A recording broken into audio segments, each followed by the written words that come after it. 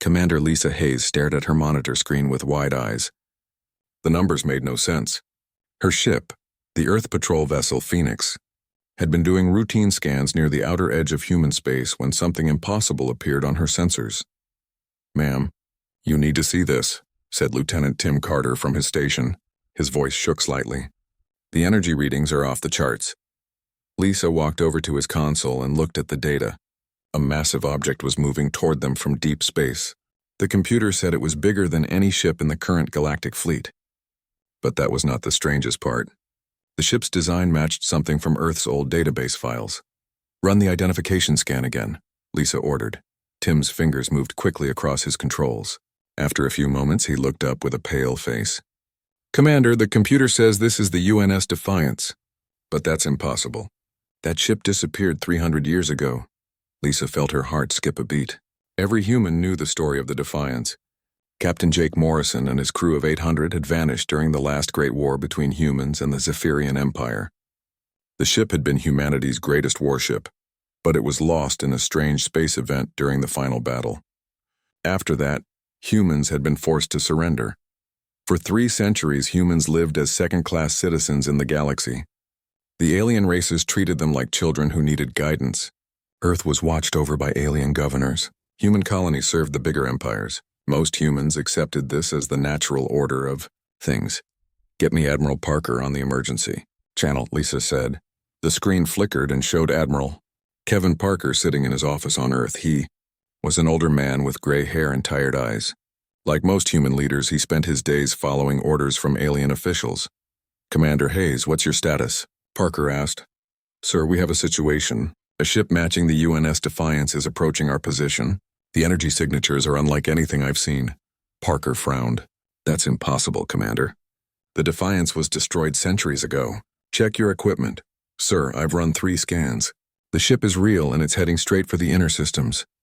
Before Parker could respond, the communication was cut off. Lisa turned to see her communications officer, Sergeant Kelly Brooks, working frantically at her station.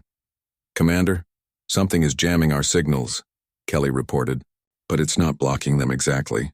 It's like something is rewriting our communication protocols." Lisa felt a chill run down her spine. The technology to do that was far beyond anything humans possessed. Even the advanced alien races would find it difficult. "Distance to the unknown vessel?" she asked.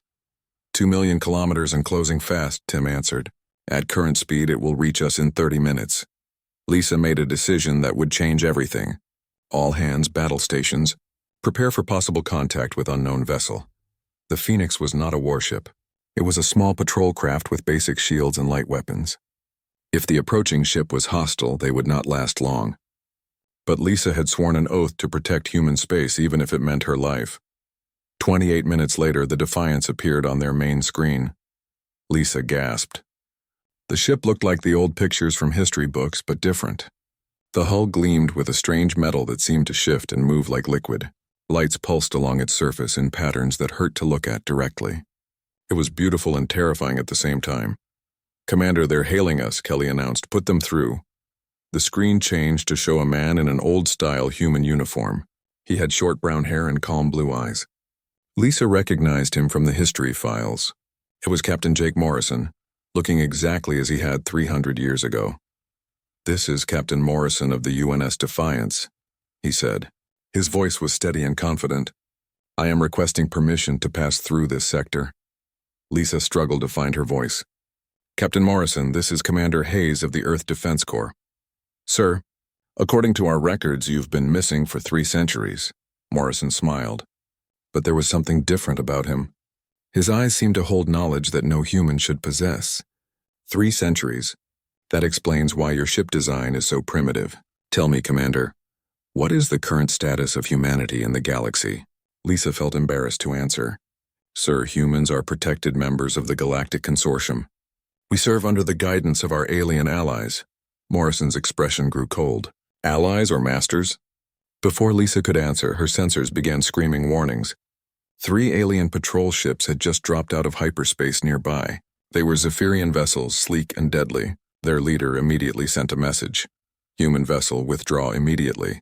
This sector is under consortium authority. Unknown ship, identify yourself and prepare to be boarded." Morrison turned away from the screen for a moment. When he looked back, his eyes held a dangerous light. Commander Hayes, I suggest you move your ship to a safe distance. What happens next may be educational, but not safe for observers. Captain, those are consortium ships. We can't fight them, Lisa protested. You're right, Morrison replied. You can't, but I can. The communication ended. Lisa watched in amazement as the Defiance began to glow with energy. The alien ships fired their weapons, beams of deadly plasma that could destroy a city. The energy struck the Defiance and simply disappeared, absorbed into its hull like water into sand. Then the Defiance fired back. The weapons were unlike anything Lisa had ever seen. Instead of energy beams or missiles, the ship seemed to project waves of force that bent space itself. The alien ships didn't explode. They simply stopped working. Their lights went out, their engines died, and they began drifting in space. My God, Tim whispered. What kind of weapons are those? Lisa couldn't answer. She was watching something that should have been impossible. A single human ship had just defeated 3 alien warships without even trying hard. The Defiance opened communication again. Morrison appeared on screen, looking completely calm. Commander Hayes, please send a message to your leaders. Tell them that humanity has been sleeping long enough. The galaxy is about to remember why they once feared our species. Captain, where have you been? What happened to your ship? Morrison's smile was both sad and terrifying. We took a journey, Commander. We learned things that the galaxy is not ready to understand. But they will learn. The time of human submission is over. The Defiance began moving toward the inner systems, leaving the disabled alien ships behind. Lisa stared at the retreating vessel, knowing that everything was about to change. The galaxy had just received a warning that it would not understand until it was too late. The legend had returned, and it was stronger than anyone feared. Admiral Kane Novak of the Zephyrian Third Fleet read the report 3 times before he believed it. His purple skin had turned pale, and his forearms trembled slightly as he held the datapad. This cannot be accurate, he said to his intelligence officer. 1 human ship destroyed an entire patrol squadron. Commander Vex, a tall Zephyrian with silver markings on his face, nodded grimly. The sensor logs are clear, Admiral. The human vessel called Defiance disabled 3 of our ships without taking any damage. Our weapons had no effect on their hull. Kane stood up from his command chair and walked to the large window of his flagship. Outside, he could see dozens of Zephyrian warships floating in formation. Each one was a masterpiece of alien engineering, equipped with weapons that could crack planets. Yet somehow a single human vessel had made them look like toys. Contact the Galactic Consortium immediately, Kane ordered. We need reinforcements. 3 hours later, representatives from all major alien races gathered for an emergency meeting. The hologram projectors showed leaders from across the galaxy. There was Admiral Corvin of the Cybernetic Nexus Collective, his metal face showing no emotion. Beside him appeared Senator Zara of the Crystalline Vorthan Federation, her body made of living diamond. Fellow beings, Kane began, we face an unprecedented threat. The human vessel that appeared yesterday has now destroyed 7 more patrol groups. Our combined losses are approaching 30 ships. Admiral Corvin's red mechanical eyes glowed brighter. Impossible. Human technology is centuries behind ours. They barely understand basic energy manipulation. That was true yesterday, Kane replied. Today, we have evidence that suggests otherwise. The hologram display changed to show combat footage from the latest encounter. The Defiance moved through space like a living thing, its hull shifting and changing color. When enemy ships fired at it, the weapons simply passed through empty space as if the ship existed in a different dimension. Watch this carefully, Kane said. The recording showed the Defiance firing its own weapons. Instead of energy beams, strange waves rippled through space. When these waves touched the alien ships, something impossible happened. The vessels stopped fighting and began broadcasting surrender signals. The crews were not killed, Kane explained. They were converted. Within minutes, they were sending messages of loyalty to the human captain. Our best scientists cannot explain how this is possible. Senator Zara's crystalline form flickered with worry. You're suggesting that humans have developed mind control technology? I'm suggesting that humans have developed something far worse, Kane replied. The meeting was interrupted by an urgent message. A young Zephyrian officer appeared on screen, his face filled with panic. Admiral Novak, the human ship has entered the Kepler system. It's approaching our main supply depot. Kane felt his heart sink. The Kepler depot supplied 40 star systems with weapons and equipment. If the humans captured it, they would have access to the most advanced alien technology in this sector. Scramble all available ships, Kane ordered. We must stop them there. But they were too late. Captain Jake Morrison stood on the bridge of the Defiance, watching as his ship approached the massive alien space station.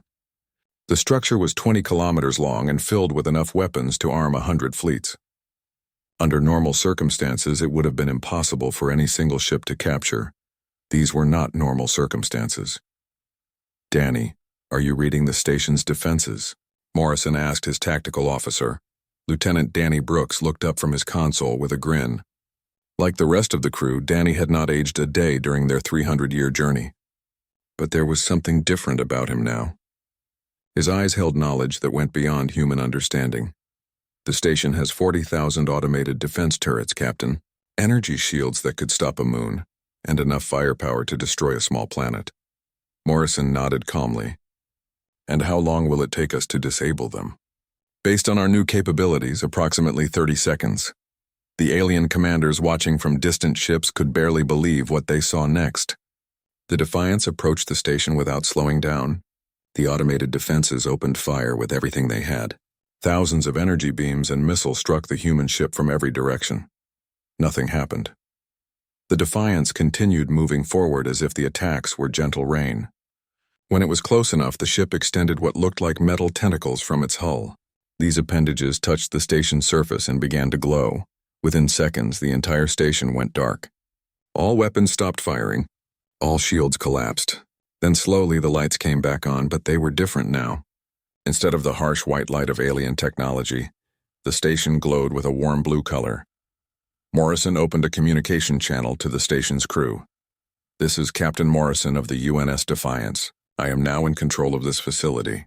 Any personnel who wish to leave may do so freely. Those who choose to stay will be treated with respect and fairness. On the station, confused alien workers stared at their control panels. The computers were still working, but they felt different somehow. The cold efficiency of machine logic had been replaced by something warmer and more intuitive. Commander Tech, a Vorthon engineer, touched his console and gasped. Instead of cold metal, he felt something that almost seemed alive. The computer responded to his thoughts before he could type commands. What have they done to our systems? Tech whispered. His question was answered when Captain Morrison appeared on every screen in the station.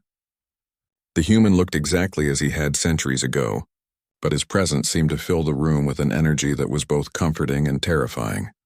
People of the consortium, Morrison began, I know you have been taught to fear us. You have been told that humans are violent and primitive, but we have learned much during our long journey.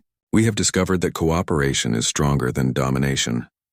Morrison paused and looked directly into the camera, as if he could see each viewer personally. For 300 years, your leaders have kept my species in chains. They have told you it was for the good of the galaxy, but today that ends. We offer you a choice. Join us as equals, or continue to serve masters who see you only as tools. Across the station, alien workers looked at each other with new understanding. The human's words carried a power that went beyond mere language. They could feel the truth in what he said. Back on his flagship, Admiral Kane watched in horror as his own crew began to question their orders. The human's broadcast was affecting everyone who heard it, planting seeds of doubt about the consortium's rule. Cut the transmission, Kane ordered. I cannot, Admiral, his communications officer replied.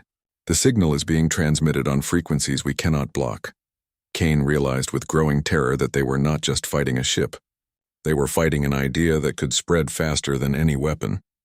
The humans had returned with something more dangerous than superior technology. They had returned with the power to change minds and hearts. Morrison's voice continued across the galaxy. The age of submission is ending. Humanity has awakened and we will not sleep again. Dr. Elena Vasquez walked through the corridors of the Defiance, still amazed by what her ship had become. The walls pulsed with soft blue light, and she could feel the vessel's intelligence watching over everyone aboard. 300 years ago, she had been the chief science officer on a powerful but conventional warship. Now she served on something that defied every law of physics she had once known. "Captain, Morrison wants to see you in the main laboratory," said Lieutenant Chris Dorn as he passed her in the hallway. Elena nodded and changed direction.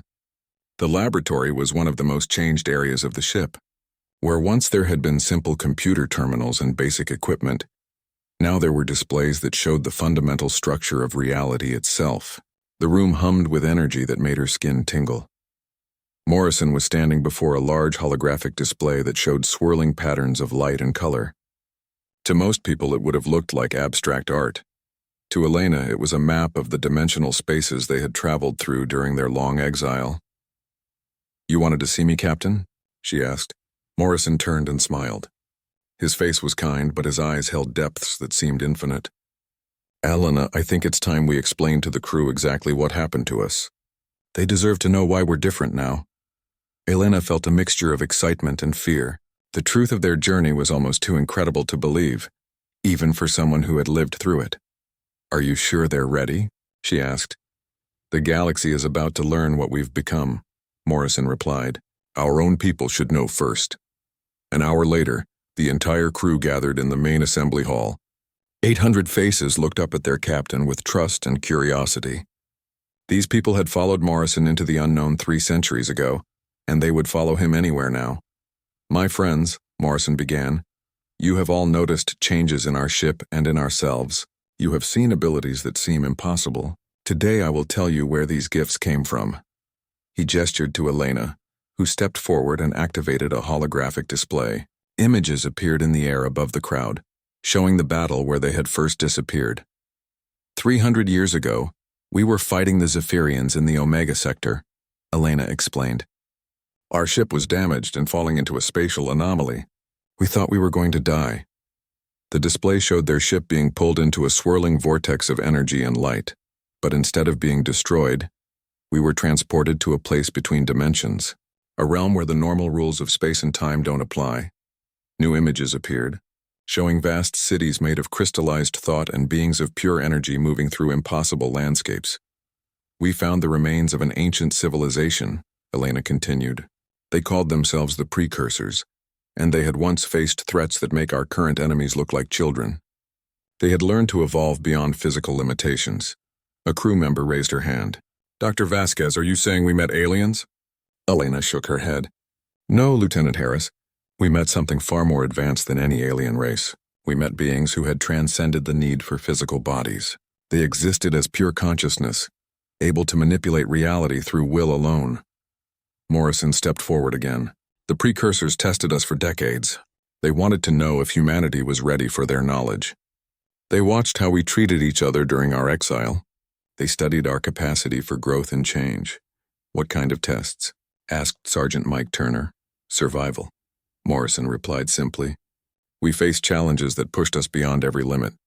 We learned to work together in ways we never imagined. We discovered that human willpower, when properly focused, could reshape matter and energy." Elena activated another display, this one showing the crew during their transformation. Their faces looked the same, but there was something different about their eyes, their posture, their entire presence. "The Precursors taught us to enhance our minds and bodies," she explained. "Not through technology, but through understanding. We learned to see the connections between all things. We discovered how to influence reality at the quantum level." A young engineer named Pete Williams spoke up. "Is that why our ship can do impossible things?" Morrison nodded. "The Defiance is no longer just a machine. It's a living extension of our collective will. When we work together, we can accomplish anything." "But why did the Precursors help us?" asked Chief Petty Officer Nancy Clark. Elena looked at Morrison, who nodded for her to continue. "Because they saw something in humanity that reminded them of themselves," she said. "The ability to adapt, to grow, to never give up no matter how hopeless things seem.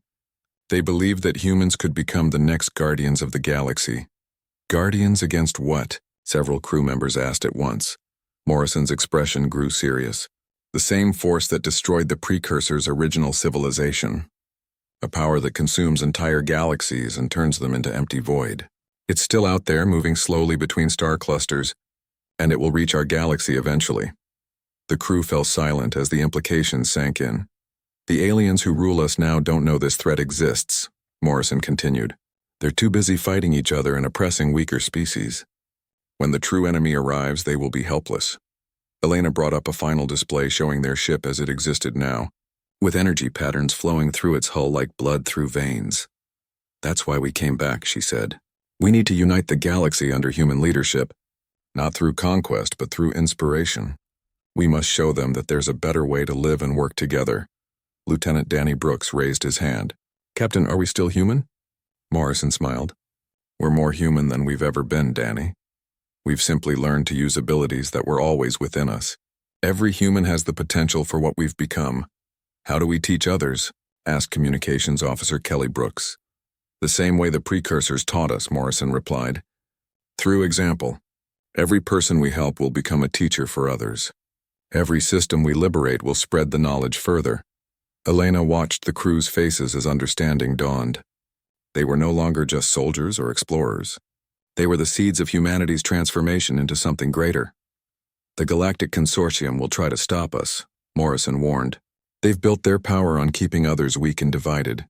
But they cannot fight an idea whose time has come.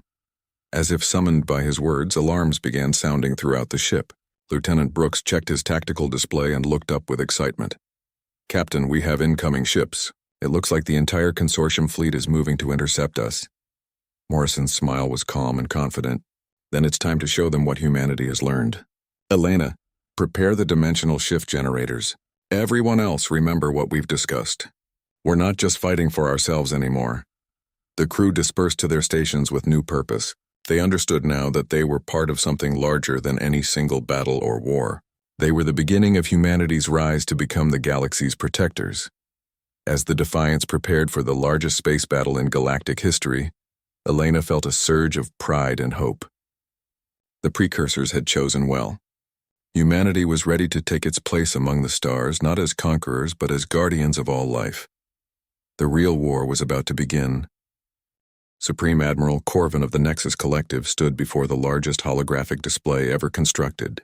The cybernetic being's red eyes scanned data from across the galaxy as reports poured in from every sector. His metal fingers clicked against his command console in a rhythm that betrayed his growing anxiety. Status report, he commanded in his electronic voice. General Prex, a hulking creature with gray skin and 6 eyes, stepped forward. Admiral, the situation is deteriorating rapidly. In the past week, 17 star systems have declared independence from the consortium. Human uprising are occurring on 43 worlds. Corvin's optical sensors focused on the strategic map. Red warning lights blinked across hundreds of systems showing areas where consortium control was failing. How is this possible? Demanded Senator Zara of the Vorthon Federation. Her crystalline form sparkled with angry energy. One ship cannot destabilize an entire galaxy. It's not just one ship anymore, reported. Intelligence Chief Vex. Our scouts have identified at least 20 vessels of unknown design supporting human operations. They appear to be modified civilian ships that have been somehow upgraded. The hologram zoomed in on Earth's solar system, where the impossible was happening. General Paul Watson, a gray-haired human in his 60s, led a massive rebellion against the alien governors who had ruled Earth for centuries. His forces were using weapons that seemed primitive compared to alien technology, but they were winning. On Earth's surface, Paul Watson stood in the ruins of the Consortium Command Center in what used to be called New York. Around him, human fighters celebrated their victory over forces that had seemed invincible just days before. How did we do it, General? Asked Colonel Ben Hayes, his second in command. Paul smiled and pointed to the sky, where strange lights danced between the clouds. Because we're not fighting alone anymore. Something has awakened in our people. We can feel it in our bones, in our minds. We're becoming what we were always meant to be. Across the galaxy, similar scenes played out on world after world. On the mining colony of Kepler-7, human workers discovered they could communicate with each other across vast distances without using any technology. On the research station orbiting Vega, human scientists found they could solve complex problems by working together in ways that defied explanation. Commander Amy Foster had been part of Earth's underground resistance for 15 years. She had spent her life hiding in tunnels and abandoned buildings, fighting a hopeless war against superior enemies. Now she stood on the bridge of a human vessel that had appeared from nowhere and offered to take her to the stars. I don't understand, she said to the ship's captain, a woman named Rachel Stone who wore the same strange uniform as the crew of the Defiance. 3 days ago, this ship was a cargo hauler carrying supplies to Mars. How did it become this? Captain Stone smiled with the same knowing expression that all the transformed humans seemed to share. The ship was always capable of this, Amy. We just needed to remember how to see its potential. Amy looked around the bridge in wonder. The walls seemed to glow with their own inner light, and the control panels responded to thoughts as much as touch. It was like being inside a living creature that existed to serve and protect its crew. Where are we going? Amy asked. To liberate the prison colony on Titan IX, Rachel replied. There are 2,000 humans there who have been held as slaves for 20 years. It's time to bring them home. Meanwhile, on the consortium's most heavily defended fortress world, panic was spreading through the alien command structure. Admiral Kane Novak read report after report of human forces appearing where they should not exist and accomplishing impossible missions. Sir, we're receiving a transmission from the human ship Defiance, announced his communications officer. Kane's 4 hearts sank. He had hoped never to hear that name again. Put it through. Captain Morrison's calm face appeared on the main screen. Behind him, Kane could see the bridge of the legendary vessel, now transformed into something that hurt to look at directly.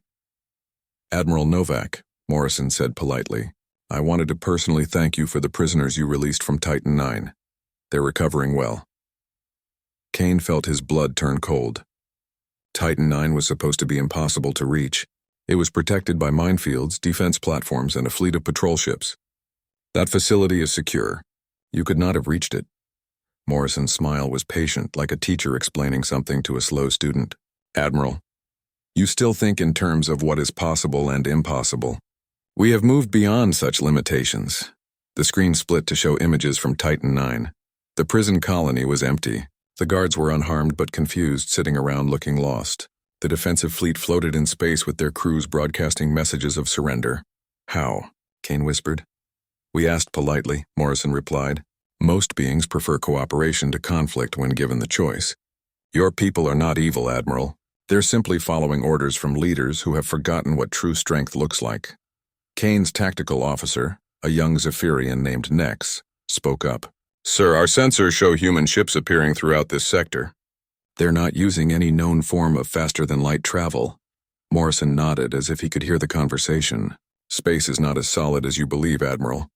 There are paths between stars that don't require engines or fuel. Humanity is learning to walk those paths. What do you want? Kane demanded. The same thing I've always wanted, Morrison replied. Peace, freedom for all sentient beings. An end to the system that divides the galaxy into rulers and slaves. Kane found his courage. You're talking about destroying civilization itself. The consortium maintains order across thousands of worlds. Morrison's expression grew sad. Order built on fear is not civilization, Admiral. It's just a prettier form of tyranny. But I'm not here to destroy anything. I'm here to offer you a choice. The screen changed to show a map of the galaxy. Human-controlled systems glowed with warm blue light, while consortium territories appeared in cold white. Join us willingly, and your people will be treated as equals. Morrison continued. We'll share our knowledge and work together to build something better. Resist and you'll find that your weapons and walls cannot protect you from an idea whose time has come. Kane looked at the map and felt despair. The blue areas were growing even as he watched. System after system was switching sides or declaring neutrality. You're giving us no real choice, Kane said. Everyone always has a choice, Morrison replied. The question is whether you'll make it before or after your people make it for you. The transmission ended, leaving Kane staring at a blank screen. Around him, his bridge crew exchanged uncertain glances. He could see doubt in their eyes, questions they had never dared to ask before.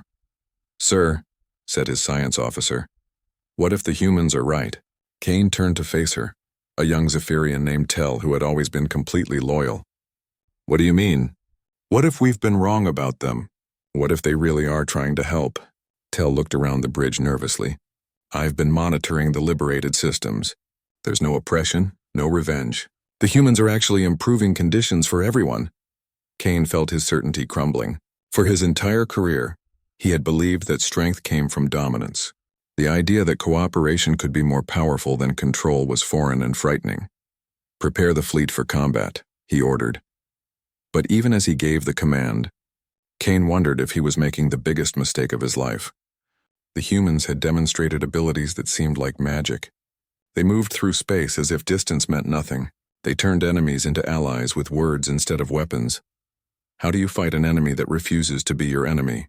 As alarms sounded throughout the consortium fleet, Kane realized that the galaxy was changing in ways no one could predict. The age of alien dominance was ending, and something new was being born in its place.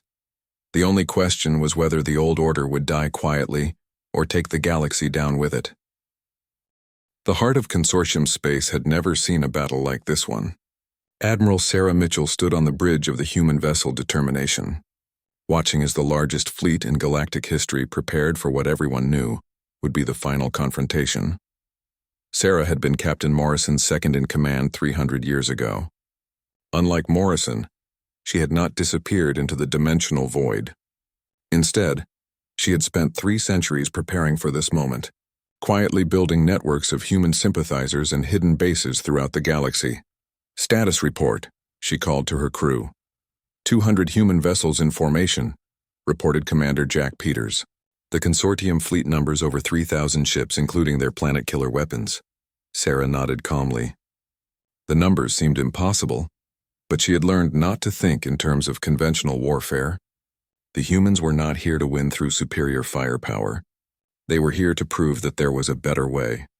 At the center of the consortium formation, Supreme Admiral Corvin prepared to activate the ancient superweapon that his people had discovered in the ruins of a dead civilization. The weapon could destroy entire star systems by tearing holes in space itself. "Target the human flagship," Corvin commanded. "If we can destroy their leader, the rebellion will collapse." But as his gunners prepared to fire, something impossible happened. The human fleet began to fade from normal space. One by one, the ships became translucent, like ghosts made of light and energy. On the bridge of the Defiance, Captain Morrison felt the familiar sensation of existing in multiple dimensions at once. Around him, his crew worked at control panels that responded to thought as much as touch. "Elena, are the dimensional anchors ready?" he asked. Dr. Elena Vasquez looked up from her station with excitement. "All ships are synchronized, Captain. We're existing in 17 different dimensional layers simultaneously." Morrison smiled. This was the ultimate lesson the precursors had taught them. Reality was not fixed. Space and time were suggestions, not laws. With enough will and understanding, any limitation could be overcome. The consortium superweapon fired. A beam of pure destruction lanced across space, carrying enough energy to crack planets. It struck the exact position where the Defiance had been floating just moments before. For a brief instant, everyone in the galaxy held their breath. Then the impossible happened. The destructive energy seemed to fold in on itself, spiraling into a vortex that led nowhere. The weapon's beam disappeared completely, swallowed by dimensional spaces that existed between heartbeats. A second later, the energy reappeared behind the consortium fleet, but it was different now. Instead of destruction, it carried healing. The beam struck the, superweapon's power core and gently shut it down, without harming anyone aboard. Morrison opened a communication channel that reached every ship in both fleets. "People of the galaxy," he began. "Today we could have destroyed your most powerful weapon. Instead, we chose to heal it. This is the difference between the old way and the new way." The human fleet began to reappear in normal space, but they were no longer in the same positions. Somehow they had moved through dimensions to surround the consortium ships completely. Admiral Corvin stared at his tactical display in disbelief. His massive fleet was trapped inside a sphere of human vessels that had appeared from empty space. "How is this possible?" he demanded. His science officer, a brilliant cybernetic mind named Logic 7, ran calculation after calculation. "Admiral, they are using technologies that violate our understanding of physics. They exist in multiple dimensional states simultaneously." Morrison's voice continued across all channels. "We are not here to conquer you. We are here to liberate you from the fear and hatred that has poisoned this galaxy for millennia." As he spoke, something strange began happening throughout the consortium fleet. Alien crew members found themselves experiencing human memories and emotions. They saw the galaxy through human eyes, felt the pain of oppression and the joy of freedom. On Corvin's flagship, a young Nexus engineer named Circuit 12 suddenly gasped as her mechanical consciousness was flooded with new understanding. She could see connections between all living things, feel the potential for cooperation and growth that existed in every being. "Admiral," she said softly, "we've been wrong about everything." Similar scenes played out on ships throughout the fleet. The humans were not attacking their minds or forcing them to change. They were simply sharing their perspective, allowing others to experience the unity and purpose that came from working together instead of fighting. Admiral Kane Novak, watching from his position in the fleet's second line, felt tears running down his purple cheeks as he experienced memories of human families torn apart by consortium policies. He saw children taken from their parents, worlds stripped of their resources, entire species reduced to slavery. "End this," he whispered into his communicator. "All ships stand down. We surrender." But Morrison's response surprised everyone. "There is no surrender here, Admiral. There is only understanding. We offer you the chance to join us in building something better." The holographic display on every ship changed to show a vision of the galaxy as it could be. Worlds working together instead of competing. Resources shared freely. Knowledge flowing between species without restriction. Children of all races playing together under the same stars. Supreme Admiral Corvin watched the vision with his mechanical eyes and felt something he had not experienced in centuries. "Hope, what do you require of us?" he asked. Morrison appeared on screen, looking exactly as he had 300 years ago but carrying the wisdom of ages in his eyes. "Help us prepare," he said simply. "The true enemy is still coming. The force that destroyed the precursors is moving between galaxies, consuming everything in its path. When it arrives, we must be ready to stand together." Elena Vasquez stepped into view beside Morrison. "We estimate 50 years before the Void Hunters reach our galaxy.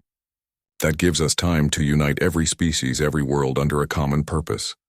The communication ended, and across the galaxy, beings of every species felt the weight of this revelation. The petty wars and territorial disputes that had defined galactic politics for millennia suddenly seemed insignificant compared to the threat approaching from the dark between stars.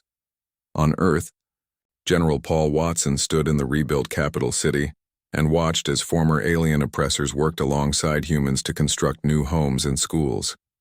The transformation had been remarkably peaceful. Most aliens, when given the choice between cooperation and conflict, chose cooperation. Admiral Sarah Mitchell landed on Earth 3 days later and was greeted by crowds of humans and aliens working together. She found Morrison in the rebuilt United Nations building, planning humanity's new role as protectors of the galaxy. "It's hard to believe we actually did it," she said. Morrison looked up from the holographic star map he was studying. "We've won a battle, Sarah, but the war is just beginning." "The Void Hunters?" "Yes. The precursors fought them for 1,000,000 years before finally being consumed. We have advantages they didn't have, but we'll need every species in the galaxy working together if we hope to survive." Sarah studied the map, which showed human influence spreading to every corner of known space. "Do you think we can do it?" Morrison smiled with quiet confidence. "Look around you, Sarah. 3 months ago, humans were barely tolerated servants in their own galaxy. Today, we're leading a coalition that spans thousands of worlds. If we can accomplish that, we can accomplish anything." Outside the building, the sounds of construction and celebration mixed together. Children of a dozen different species played in parks where once only humans had been allowed to walk. Former enemies shared meals and stories, learning that cooperation was more satisfying than dominance. Captain Morrison had been right. The galaxy was remembering what it meant to work together instead of fighting, and when the true darkness arrived from beyond the stars, they would be ready to meet it as one people, united under the endless sky. The age of human guardianship had begun, and the galaxy would never be the same. Humanity had not conquered the stars. They had taught the stars to shine brighter.